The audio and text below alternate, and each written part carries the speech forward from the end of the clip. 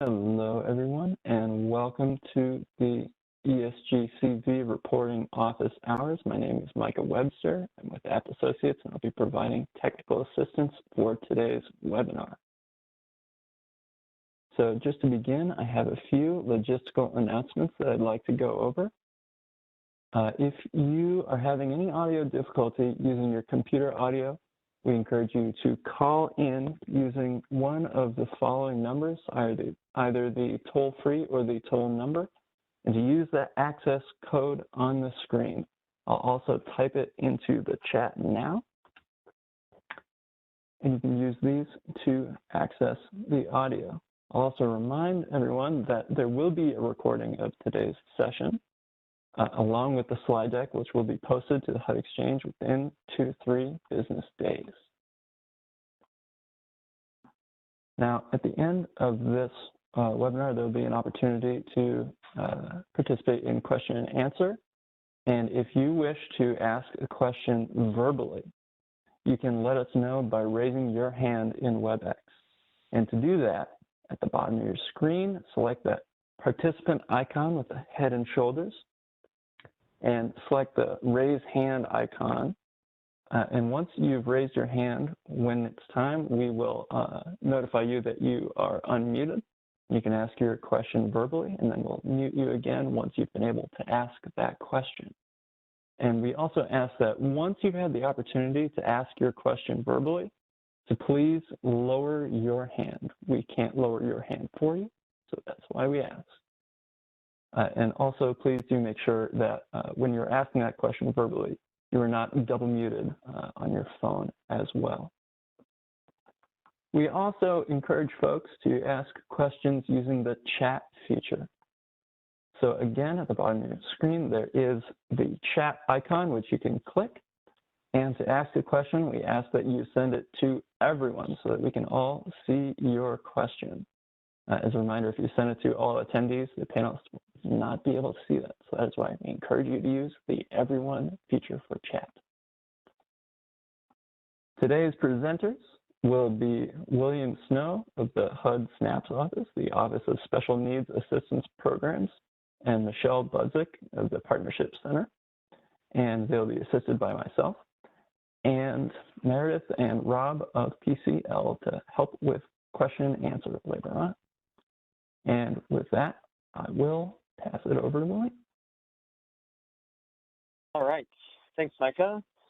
Thanks, folks, for joining today. Looking forward to talking about reporting again. As we jump into it, I want to talk about a few things so we know what's going to happen in today's call.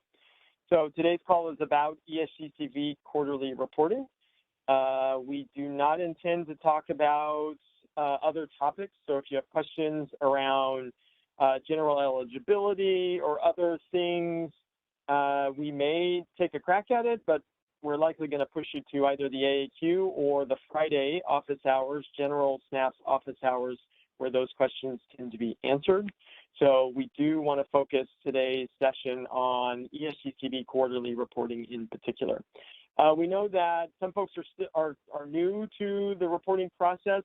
There are a lot of materials available from past efforts. So there's reporting guidance, there's other office hours. We've done several sessions of office hours. We would strongly encourage you to use that material. If some of these concepts are foreign, those are probably the places you're going to want to start. So just want to make sure that's available to all of you. And you can always use the Ask a Question feature found on the HUD Exchange. So we will lovingly refer to that as the AAQ, and we often say, please go to the AAQ with a question you may have, and that is what we mean. It is the Ask a Question feature. So Meredith is helpfully putting up these various links to past materials. Again, if you have some questions about early on reporting concepts or requirements, that's a good place to start. So we have had a few rounds of reporting, right? This will actually be your third round. You did your reporting last October. You did it again in January. And we are now in this next session that's going to open up next week, I guess. So let me talk a little bit about the past ones, because what's happening right now is our team on the HUD side is reviewing those reports. We were a little backlogged, so we're also doing some reviews on your initial reports. So I want to give folks a heads up. You may have already received an email from somebody in the HUD SNAP's office saying, hey, I'm seeing an issue with your report. We strongly encourage you to act quickly in regards to the questions there. Often issues found in the first or second report will carry forward to future reports.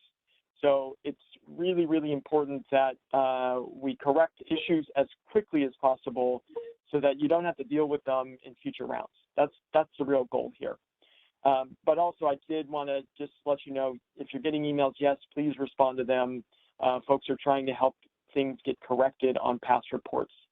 And most of those things that they're asking about are basic logic principles, actually. Things like, hey, you checked the box that said you spent HMIS dollars. And then when I looked on your expenditure form, I saw 0 in the HMIS dollar column. That doesn't make any sense, right? You either spent the money or you didn't. So that's the type of question you're going to get. I think one of the reasons that question comes up is why we do reporting in the first place.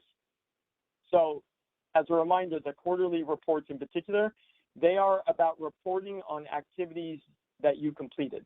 They are not about things you intend to do at some point in time. Things maybe you intended to do even in the last quarter, but you didn't actually have any expenditures during that period or even during previous periods.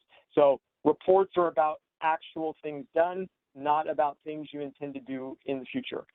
And that often is where we're actually finding most of the issues, right? There was confusion around, hey, I said in my action plan, I'm gonna spend money on prevention, street outreach, shelter, and you haven't done maybe the prevention part because of eviction moratorium, for instance. Then you just don't mark it as something that you're doing in your quarterly report because you didn't do it, you didn't spend money on it. But the minute you do, we absolutely want to see the information on it. Right, you'll have an opportunity to talk about what you've done, how many people you've served, all that stuff. So just want to be clear about that. I think that was an area where we probably could have been more clear before based on all the questions we're getting, and we likely will see more questions along those lines, and that's going to be the answer. It's all about what you've done. This period, again, will be based on the activities in the last quarter, so activities done between January 1st, 2021, and March 31st, 2021. That's the period that you'll be reporting on in terms of the quarter, and then the cumulative will be everything you've done through March 31st. So we're looking forward to a few discussions today. We have some updates to the system that we're really excited to talk you through because I think it'll help with the reporting, kind of cues in terms of how to make things easier.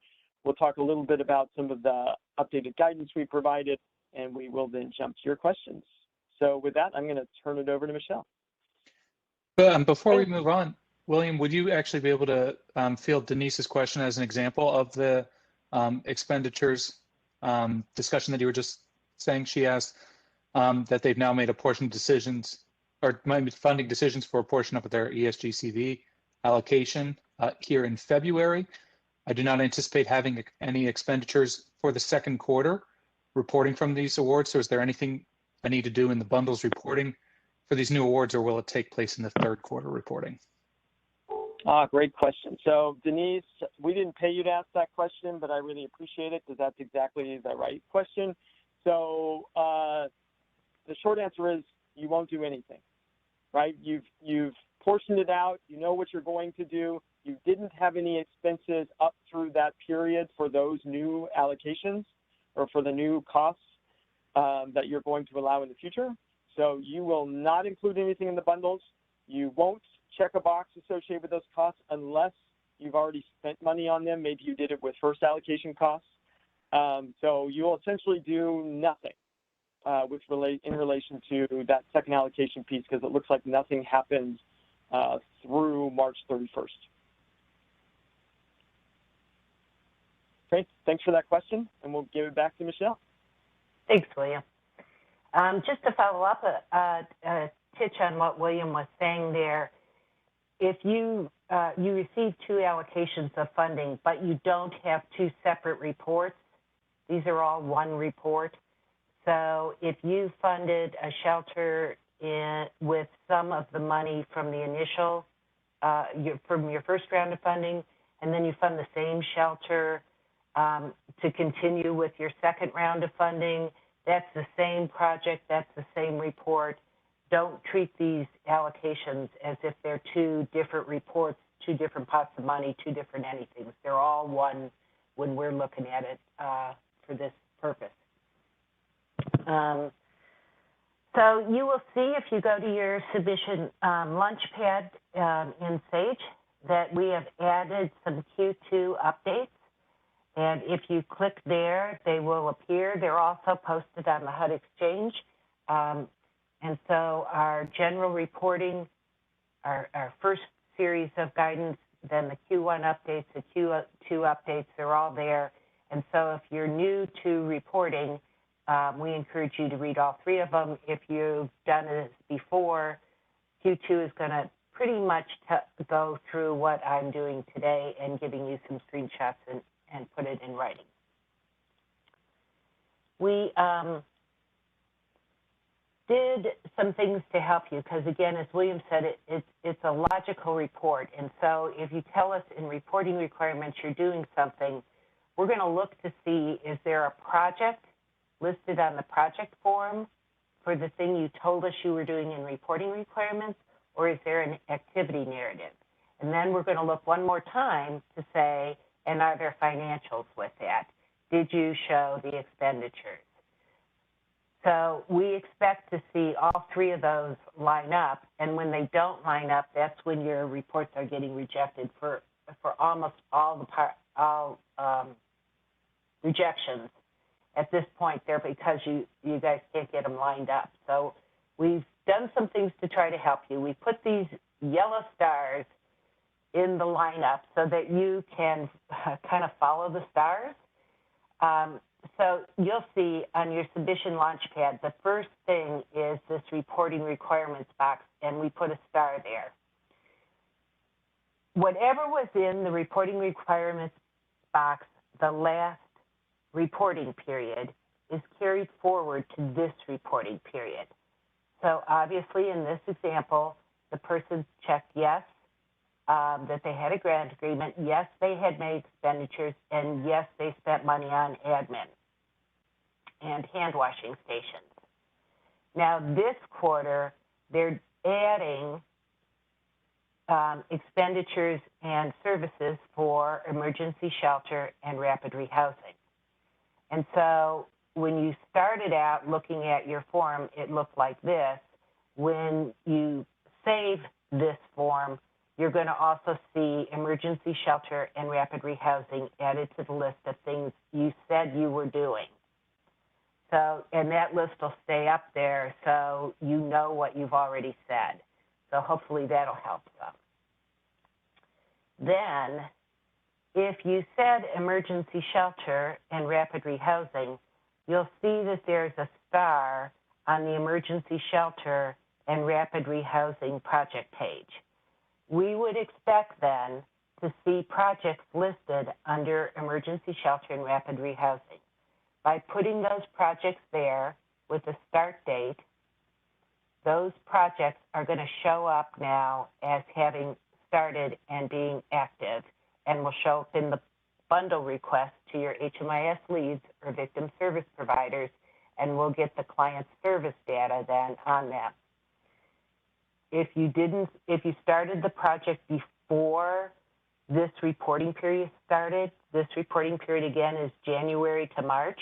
If you started the project back in November, that's okay. We're going to let you back that in, and we're going to show you how to do that in the future. But even if you're backing it in, you need to make sure that this box is checked if you're now backing in all the emergency shelters because you let them back charge on their contracts. You couldn't get their contracts out, but you recognized they had spent ESG-CV, had those expenses early on in the year, and so you're going to let them back charge to June. That's okay. You're just going to show that their start date then is in June, and you're going to put them on in here. then if we have the projects list, if the project isn't a component, except for temporary emergency shelter, these are the allowable extra activities under ESGCV. So there are some activities like hand washing stations where you're never going to get a CSV upload. We don't ask you to do a HMIS intake on everybody that used the hand washing stations or the portable bathroom. We really don't care. You're just going to check that, and you're going to put a brief narrative here, description. You're going to try to answer this question. It's not a dissertation. It's only like 2,500 characters that are allowed there, so that's really not a big spot. But it's also more than just saying yes. So if you just said something like yes or I did that, you didn't answer the question, and you're probably going to get it thrown back at you. So please try to answer the question that's there. It doesn't have to be long. This example is a great example of an okay answer to that question. So you funded emergency shelter and rapid rehousing. You've also funded HMIS, admin, hand washing, portable bathrooms, right? That's what we said you did. So on your financial sheet now, you're going to see the yellow stars in rapid rehousing, shelter, street outreach for this hand washing station, and in other, you're going to see the HMIS and admin lines. And there's a yellow star by each one of them. It's hopefully trying to help guide you to getting the information, being sure you have all of the information in all of the sections that are required. So following the stars is a nice help and seems to be working in conversations that I've had with so many of you. When you've looked at the stars, you said, oh, like, thank God, there's something that's telling me where to go. So I think we'll find it helpful. So we added different functionality for date ranges. And as I said before, you can go all the way back to whatever you picked as your reporting start date to put projects on. You can't precede the reporting start date, but you can go all the way back to whatever you selected as those if you have projects that are coming on now but are backing in the expenses and then the client served for an earlier period. It's a little cumbersome to use, but it works. So you can either pick the report start date, or you can click on the month and year. If you started the project this quarter, you would just click on the month. If you started the project, however, in 2020, you would click the year button. It would take you to a thing that allows you to pick what year we're talking about. You'd click 2020, and then you tell us the month it was started. Notice that you can't pick January and February and March because it was either March 1st that you started everything or sometime after that. So that's the new kind of picker. If you start a project, the project is ongoing unless you stopped it. So in the project end date thing, there's a picker just like this, but instead of saying report start date, it says ongoing, and you would just pick ongoing for your projects. We have had the opportunity to add another kind of activity to the allowable activities, and William's going to talk to you about transportation for a minute here. All right. So we'll talk a little bit about a common question we're getting as we're addressing the vaccination needs. We have stated that one of the eligible costs for vaccination efforts is using transportation to, or using ESGCV funding to pay for the transportation. So we want to clarify what that's going to look like in terms of reporting. Let's start with projects that are already on the ground, emergency shelter or street outreach projects, where you are either buying a van or incurring costs for the clients who are in your van and moving forward accordingly. In that case, you don't have any special HMIS reporting requirements associated directly with the transportation piece. We see this as just another service that you're providing along with your bundle of services in that project. So we think of it as you're providing emergency shelter. You're going to have to collect data on the people in your emergency shelter project. They may be getting several different types of services. Transportation to a vaccination site is just one of those many types of assistance that they're receiving as part of that project. So nothing unique there that you will do in HMIS. That applies to both emergency shelter and street outreach costs. So those are the only two areas through ESG-CV funding that you can eligibly pay for transportation costs of vaccination events. That's why I'm narrowing down on those two component types. There is a scenario where you're paying for transportation more in a community-wide scope, right? You're not tying it to one emergency shelter project. You may be tying it to clients that are in a variety of projects who need that assistance to get to the vaccination sites. In that case, you will bill that under street outreach, and you will not have to do any special HMIS reporting for that. So it would be a little crazy for us to have you jot down all of the information for somebody who's getting in a van. So we're just not going to do that.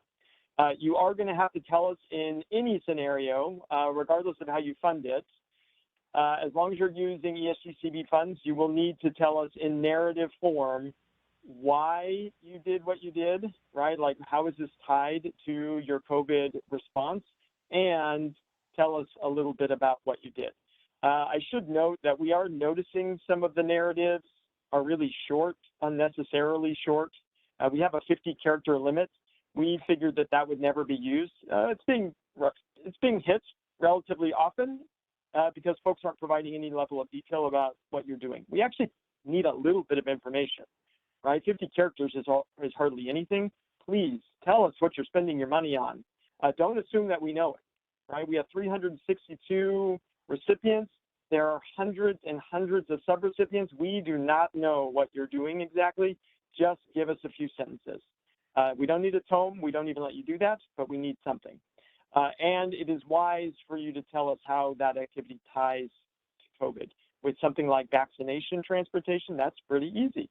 But don't assume that it's because it's easy that we don't need anything. Just tell us a sentence, right? We use this to purchase a van. We use the van to transport people from their residence to the vaccination site and back. It's that simple, but we do need that kind of level of information for all the narratives. For this transportation example, we use a similar principle for a lot of the costs that are unique under CARES Act. For the most part, you're doing those costs in an existing project, right? Like hazard pay. You're already often paying for the staff in a shelter with ESG funding or ESG-CV funding, and you're adding hazard pay because you want to give the staff more, deservedly so. With that, we're not making you do special HMIS data collection on that. You're already serving people. The same staff members are. So there's no unique HMIS piece to that. And that, again, applies for the most part for all the CARES Act costs. But in each case, you will need to provide a narrative. Let us know what's going on and how that activity ties back to COVID. So I think with that, actually, I'll turn it back to Michelle, see if there's anything I left off, and then we'll jump to questions. We just want to say that the transportation, these three scenarios are outlined in that Q2 instructions in both where you charge this stuff and when you have to do HMIS uploads and when you don't. So if you're thinking about doing transportation, what William said is also in that guidance, and you'll find some detail there. Our time is here now for you. As we've indicated, our version of office hours for ESG-CV reporting has always been to listen to you and to answer your questions. So we're open for that, and Rob's going to kind of field the questions for us. If you want to ask a question yourself, raise your hand, otherwise type it in. Rob. Great. So like Michelle said, if you do want to ask a question, go ahead and use the raise your hand function in the participant list, or you may feel free to type it in. And as we're waiting for questions to come in, could I invite William to just say again a little bit more about what you just said in response to Isaac before, on clarifying that vocabulary on reporting basis on expenditures, not reimbursement. I think there was some confusion there over when we're saying that we start reporting when there's been expenditures. Yeah, it's a great question. So there's a lot of confusion around what exactly are you reporting, both in terms of dollars and in terms of people. There's several scenarios about where you may be in your local contracting process, for instance, or your process for understanding or for doing reimbursements, or even understanding what expenditures. So this is the way we look at it. Reporting is triggered off of whether you have a grant agreement executed. I think just about everyone has that. So pretty much count on reporting something. Even if you have spent $0 to date, if you have a grant agreement, you will need to enter stage, and you will have to tell us you have a grant agreement executed and enter all zeros in the dollar thing. So everyone's pretty much going to be reporting something. Now, you may be at a point where you are still getting your folks under contract and you haven't incurred costs because you're getting your subs under contract. That's more or less that same scenario, right? You have an executed grant agreement, you have zero costs. You may have admin costs that you've incurred in doing that. And you can certainly tell us what you've done there, tell us how much you've spent with regard to that. There are many folks who are in limbo in terms of reimbursements because it's frankly just a tough process, right?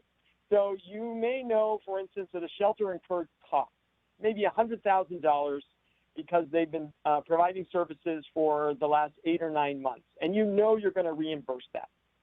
But you haven't received a technical reimbursement form, or you have and you haven't actually reimbursed them for that cost, or you may have reimbursed the sub and you haven't gotten your own reimbursement from HUD, right? Like there's any one of those scenarios that can exist.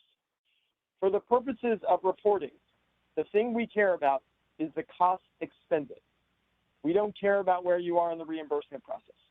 We have IDIS, which tells us what you've actually drawn from the HUD system. We don't need you to wait until draws are completed in IDIS for the purposes of SAGE. We know what you've done in IDIS, and we're actually tracking that. We'll probably talk to you if it's not happening fast enough, but that's a different process.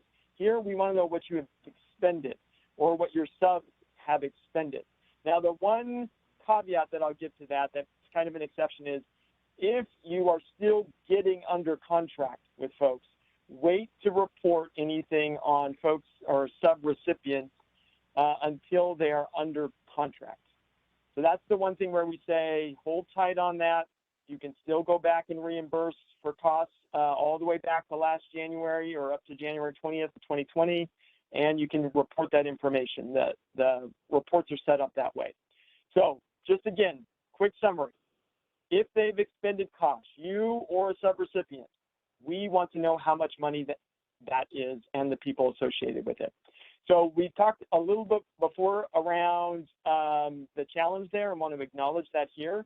We gave you HMIS or the guidelines there, and you are working your hearts out to get all of that going, because I know that's a lot of work.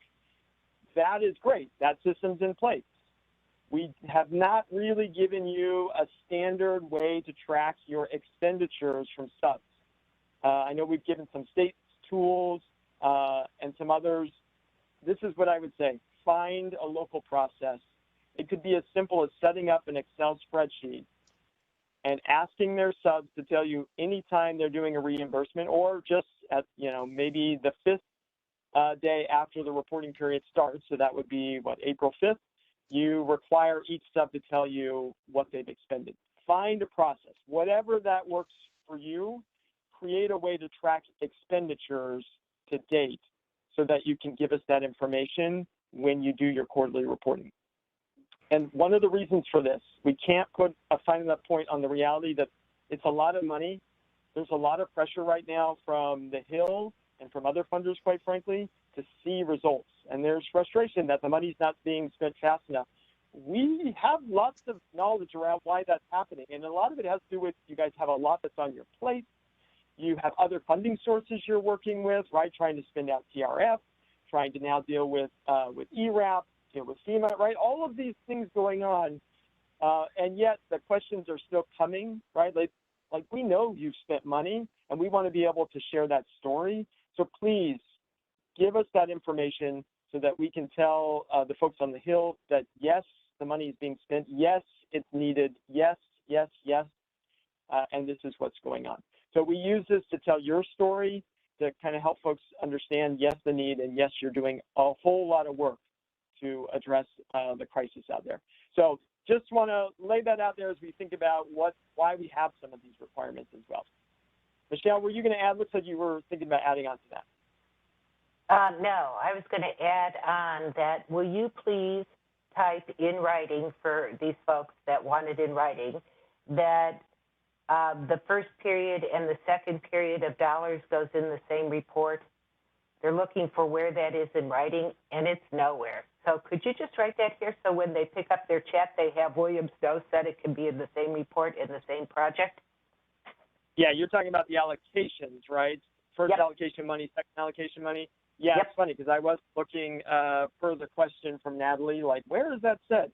No, we just it's assumed not. because we've set it over, but yes, we can look for a place to put it in addition here. Yeah, the allocations to us, we give you enough burdens as it is. Just tell us what you've done, treat your money as one big pot, and your reporting is accordingly. We're not looking for allocation 1 reporting, allocation 2 reporting. We just want to see what you're doing with your whole allotment. So I'll put that in the chat as well. Looks like we have other questions that we're going to answer as well. Meredith thinks she found it in the first office hours call chat log too. So we've done it in chat logs, but if you could do it one more time, that would be nice. Rob, can you get us to the next one, please? Absolutely. Thanks for those additional clarifiers. So we have a question from Sarah up that says the following situation has come up. Project A has expenses in 2020, had no expenses this quarter, but plans to have expenses next quarter. So do we keep them in the bundle even though they had no expenses this quarter, or set an end date and then re-enter them next quarter? So I'm assuming you're not talking about an emergency shelter or a street outreach project, because once those are set up, they keep going. They don't just start and stop having expenses. So I'm going to assume you're talking about a homelessness prevention project or maybe an RRH project. We've seen this a lot in homelessness prevention, again, especially because of the moratorium.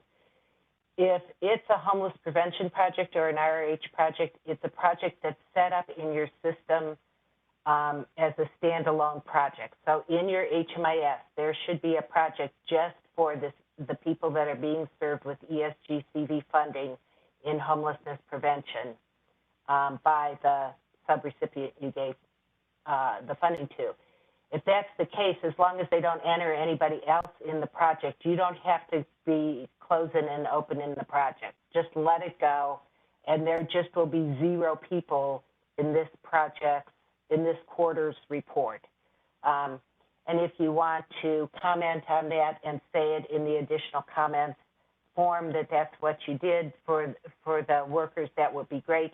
But you'll upload the report perhaps quarterly if you only have one project, and that one a homeless prevention project, that quarterly would show 0, but the cumulative is still going to come in and show all those people that they served before. Hope that helps. If it's a shelter, we got a whole different problem. You got to start and stop that shelter. Yeah, Sarah was clarifying that it was because they ran out of the first allocation and didn't get the second allocation yet. Was it a shelter?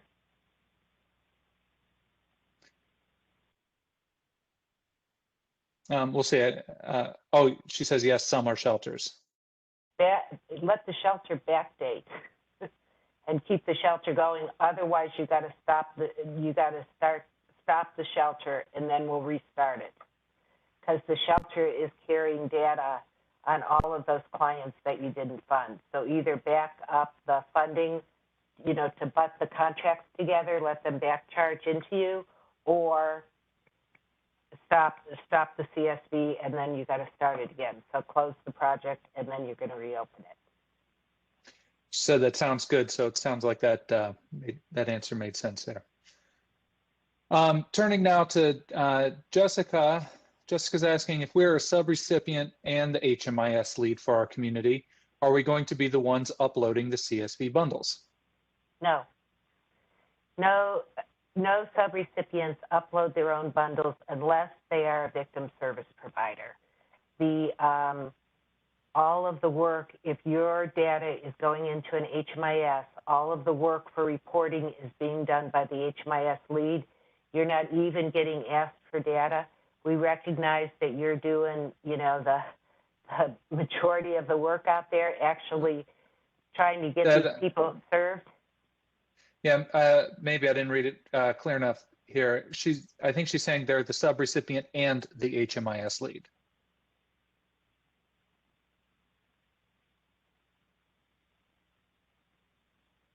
Just clarify that correct. Okay, so if you're the subrecipient and the HMIS lead, you're going to get a request for a bundle. If you're running a temporary emergency shelter, so I know some coalitions have done that. They've stepped up and run a temporary emergency shelter, and they're also the HMIS lead. You're going to get the request for the bundle that then you're going to put in. It's not going to go to somewhere else. If you're the HMIS lead, any activities that are happening within your HMIS system that are being paid for by ESG-CV dollars, you're reporting on. I hope I did that right. I know the answer is right. I hope I answered your question. Good. Yeah, you got to think of it as the hat you're wearing, because we're all wearing different hats, and when it comes down to it, you're a subrecipient and an HMIS lead. As a subrecipient, wearing just that hat, no, you're actually not doing the report. But when you take that hat off and you step into your HMIS lead hat, yes, in fact, you will be doing the reporting. And that reporting will not be limited to you as a subrecipient. It will include the data for all other subrecipients based on the components that you're funding. So that's the way to think of it, is you're just going to have to wear different hats. You guys are used to it. The fact that you put that in there says that you're already used to wearing multiple hats. So just put on the HMIS lead hat when you're doing this reporting. Excellent. Turning to Derek's question now. Derek writes, I am our COC's HMIS Administrator. We had a PSH program get CV funding just for on-site security. Should I be uploading the HMIS Caper into Sage for that project, or is there a more appropriate place to report that? So I have to admit that I'm confused. This is one that's probably going to have to go through the AAQ, because the fact that it's for a PSH program means that it may not be an eligible cost. You may have already gone through the AAQ, so I'll recognize that. If you have not, I would go to the AAQ, because it's possible that this just isn't actually allowed. So let's start there. That's the safer way to go.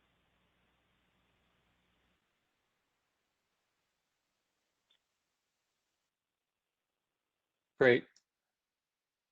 We've got the next question saying 2 of our SubSub recipients are VSP or DV projects for emergency shelter, but they are showing up in our bundled Sage link as the SubSub recipient. My understanding is that each victim service provider would have their own Sage instance. How should we respond? When you set your, when the recipient set their project up, their report up in Sage, they should have shown right here that they had a comparable database provider. So if you did that, if they did that, then regardless of who the subrecipient was, if the sub is a VSP, a domestic violence provider, victim service provider, they have to have their own line here asking for their data to come from them. So you actually send the bundle request to them. Victim service providers do not share data across multiple victim service provider entities, multiple organizations, and so each one of them has to do it themselves, unfortunately.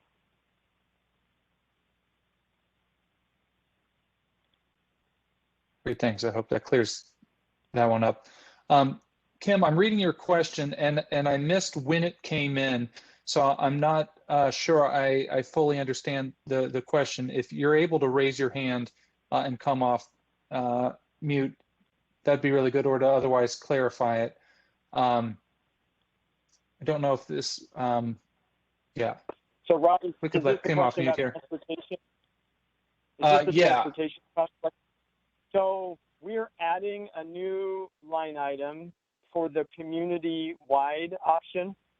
So if you, again, have multiple project types and you're paying for transportation to vaccination events for that, you will have a new line item. So local tracking can follow that same parameter, right? You can add a new line item for them to report under back to you. Yeah, this is great. Michelle's showing us where that shows up, or where it will show up.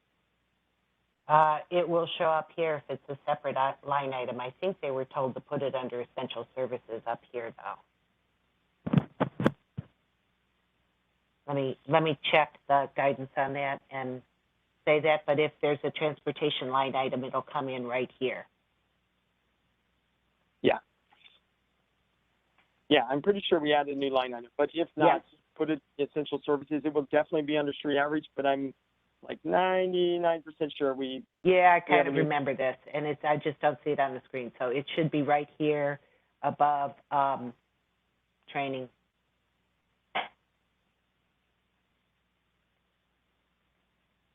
Great, thanks. It looks like you guys got the question. So thanks for jumping in on that. I'm not seeing another question at this point. If I have missed your question in the flow of things, it's not on purpose. Please just repeat it below. In the meantime, I'm seeing one just come in here from Adrienne. We merged our HMIS with a larger implementation in March. So our HMIS project IDs have changed. Do we need to end the bundles from Q1 and start new for Q2, or can we use the bundles already in Sage? Use bundles already in Sage. We don't look at the IDs. In an ideal world, when we started this, we thought we would. There's nothing ideal about this world, and we're not going to do that. So don't worry about it. Just make sure that the project, as the HMIS is matching them, that the projects are matched.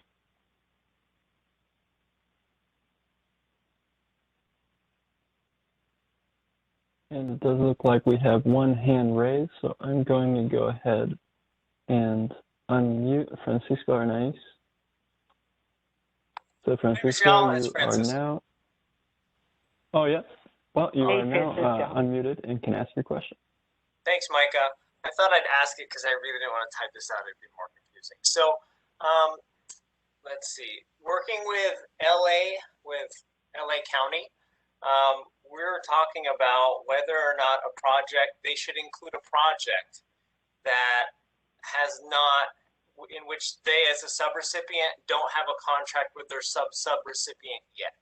Although that project is already up and running, but with other funding sources. And it's serving people, but ESGCV is not a funding source in place yet. So should that project be included in this Q2 or not? No, don't include it. And I think I talked to LA County about this too, so that Okay. Yeah, because LASA doesn't even have it going and ready to go yet. So, yeah. All right. Thank you. I just wanted to ask so that it could apply for other places too. Thanks. Yeah, that's probably a good place to remind folks too that there is some flexibility built in the Sage to allow you to do reporting on things that happened in earlier periods, right? We know that this stuff is happening, right? It takes time to get contracts, just like it does reimbursements. So if you have things that need to be reflected from the past, in your finance section, you will update your this quarter data that's being highlighted on the screen. You'll enter whatever costs are associated with the past that you have not yet reported. So you'll include that there. You will also, in your bundling, you will, in your cumulative reports, make whatever adjustments you need to. I would tend to say that means adding, but for some of you, as you're able to switch out funding sources, it may be subtracting some folks as well. The key here is when you do that, you will need to indicate to us what you did, right? There will be a narrative that says something doesn't make sense around what you did. So it gives you a chance to explain it. What you will not have to do is go back and reopen the initial reports or Q1 or both. We don't want you opening old reports. That's a hassle that nobody wants. So you will use the current reports, the finance section in this quarter, the cumulative section for the CSV uploads, to tell us any adjustments to the past and then provide the narrative.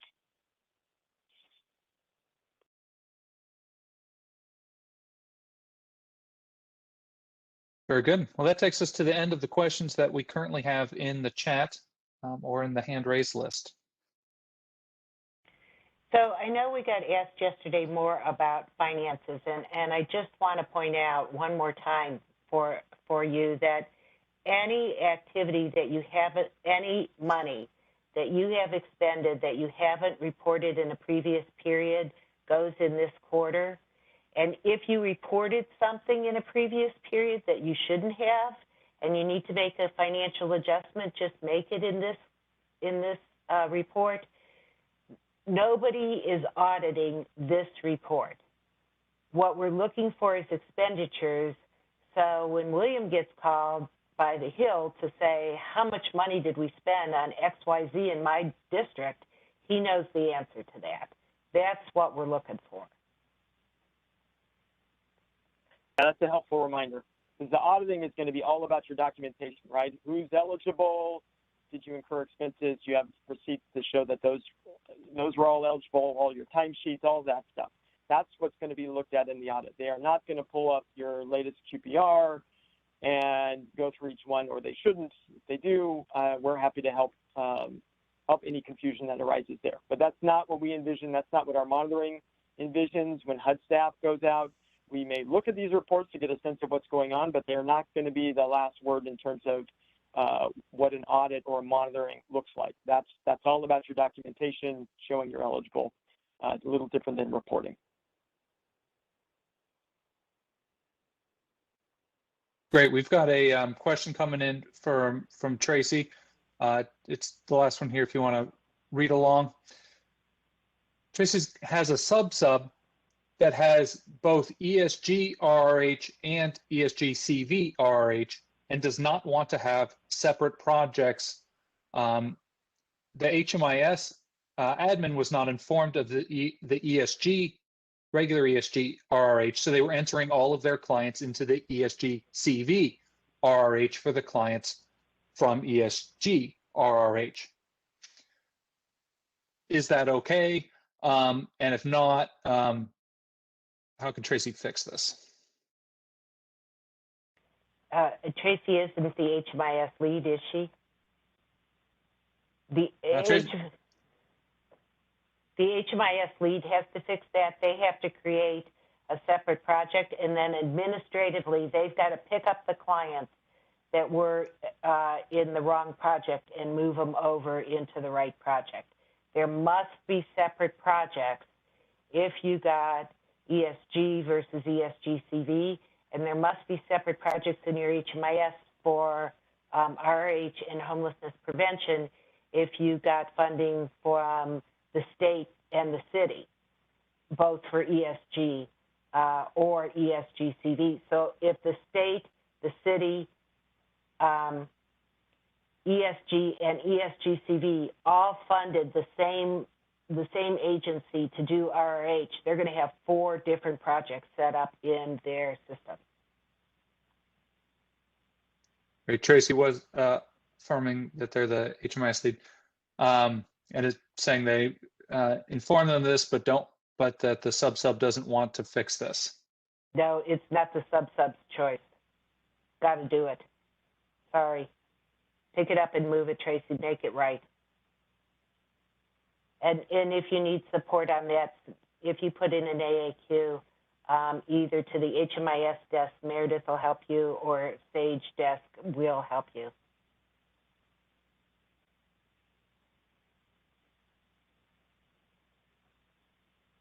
Good. Looking at, Denise has another question saying, going back to William's discussion about transportation, if there were transportation costs related to giving rides to testing in the initial report, do you want us to go back and to take that funding out of emergency shelter expenditures and to put it into the new transportation line item, or just capture this information going forward? Just capture it going forward. And if you gave a shelter that you were already giving funding to the money to do this transportation, you don't have to show it anywhere else. Keep it in shelter. That's where it belongs. The people are already being reported. You don't have to do anything else. The only time you have to do something else is if you just started a transportation program or you did this community-wide transportation program.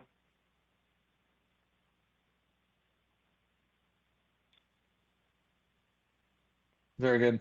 The next question coming in says, if the expenditure was overstated in a previous quarter, in the this quarter column, do we enter a negative amount to reverse the amount?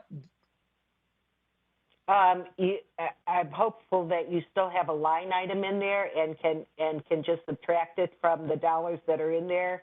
If not, I think you can put a negative in, and if you can't, put in an AAQ, and I'll put the negative in for you.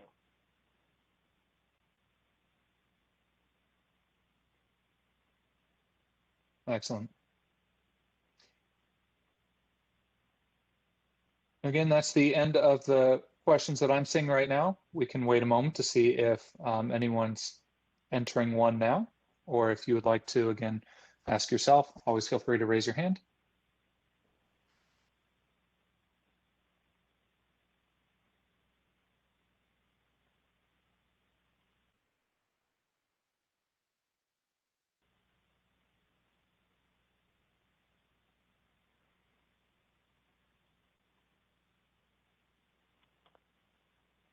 If we have no further questions, do we want to close this up then?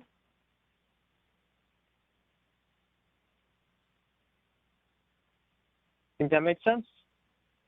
So thanks everyone for joining today. Again, as you have more questions, send them to the AAQ. And thank you for all you're doing.